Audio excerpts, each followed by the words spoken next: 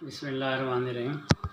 وہ جو کہتے ہیں نا جی کہ ادب پہلا کرینہ ہے محبت کے کرینوں میں، تو ادب سے جو تعلق ہے، ادب سے جڑے رہنا ہے، کتاب سے جڑے رہنا ہے، یہ ایک بڑی اچھی بات ہے۔ لیکن وہ کہتے ہیں کہ کچھ تو جو ہوتا ہے یہ قدرت کی طرف سے آپ کو ایک چیز جو ہے ہدیت ہوتی ہے کہ قدرتی طور پر انسان میں کسی خاص چیز کی طرف جو رغبت ہے وہ ملتی ہے، لیکن انسان جو ہے اس کی جو تربیت ہے وہ بھی کسی بھی انسان کی جو ہے کسی بھی فرد کی جو تربیت ہے وہ بہت زیادہ اس میں جو شامل ہوتی ہے۔ میرے ساتھ بھی یہی ہے۔ دیکھیں، جو انسان کا پہلا جو گہوارہ ہوتا ہے وہ اس کا گھر ہوتا ہے، اس کے بعد اس کا سکول ہوتا ہے۔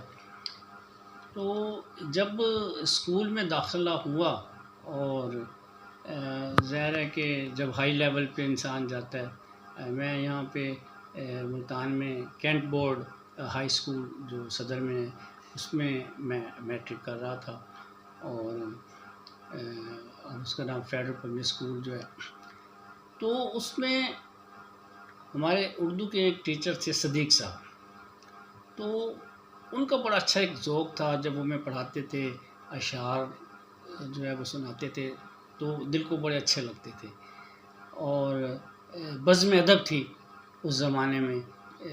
بزم ادب کا ایک پیریڈ ہوا کرتا تھا جسے اکثر زیرو پیریڈ کہتے تھے، تو اس میں کوئی نہ کوئی جو لوگ شامل ہوتے تھے وہ کوئی اپنی چیز سناتے تھے، کوئی کہانی کا انداز ہوتا تھا، کسی کو کوئی شعر یاد ہوتے تھے، یا پھر وہ خود اشعار سناتے تھے صدیق صاحب۔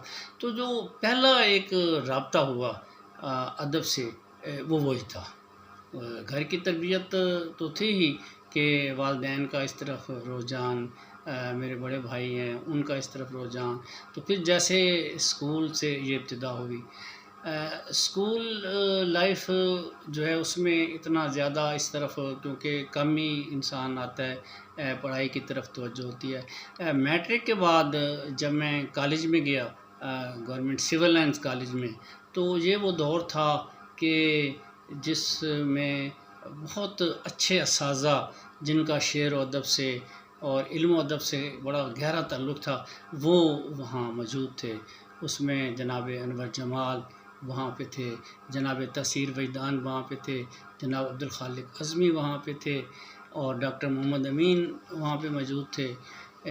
اس کے بعد بہت سے ایسے ہمارے جو اساتذہ ہیں جن کا بڑا شعر و ادب میں نام ہے، جناب پروفیسر حسین سہر، جناب شوکت مغل۔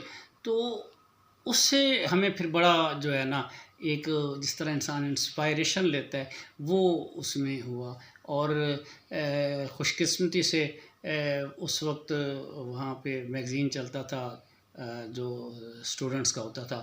اب تو کالجوں میں ہوتے ہیں میگزین شائع، لیکن خال تو دلیل سحر کے نام سے تھا۔ تو الحمدللہ میں اس کا مدیر بنا، اور مدیر بننے کے ساتھ ساتھ بہترین مقرر ہونے کا بھی مجھے وہاں پہ اعزاز تھا۔ تو یہ اساتذہ کی میں سمجھتا ہوں کہ شفقت تھی، ایک وہاں ماحول تھا۔ اس وقت بین الکلیاتی مقابلے اور مباحثے ہوتے تھے۔ میں خود بلکہ جو انجمن طلبہ ہوتی ہے وہاں پہ اسٹوڈنٹ یونین ہوتی تھی، اس وقت میں اس کا جنرل سیکرٹری تھا، تو ہم لوگ بھی بڑے وہاں پروگرام کراتے تھے بین الکلیاتی مباحثے۔ اسی طرح جب پھر میں یونیورسٹی آیا تو پھر یہ شوقی کافی جو ہے مطلب اس طرف راغب ہو چکا تھا میں، اور کافی اس فیلڈ میں پھر میں نے وہاں پہ ہمارا یونیورسٹی میں میگزین تھا زلال کے نام سے، اس کا بھی میں ایڈیٹر بنا۔ اس وقت اے بی اشرف صاحب، ڈاکٹر انوار احمد صاحب، عبدالرؤف شیخ صاحب، میڈم روبینہ ترین، اور اس طرح کے بڑے جو اہم نام ہیں جو شعر و ادب سے وہ وہاں یونیورسٹی میں موجود تھے۔ تو الحمدللہ میں وہاں کا بھی جو ہے شعبہ جو اس کا اردو شعبے کا تھا، میں اس کا مدیر تھا، ہم نے لوگوں کی اس میں نگاشات لیں اور وہ ہمارے دور میں میگزین شائع ہوا۔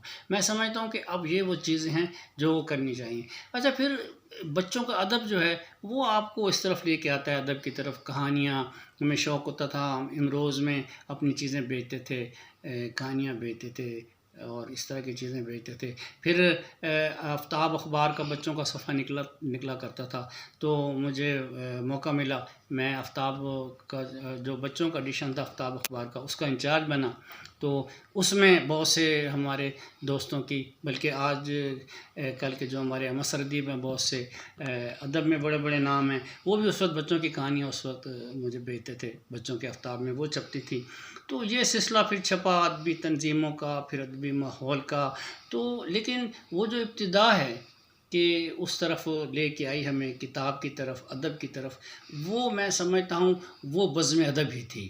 تو آج بھی میں سمجھتا ہوں کہ ہمارے اسکولوں میں، ہمارے کالجوں میں بزم ادب ہونی چاہیے، یہاں جو میگزین ہیں وہ چھپنے چاہیے۔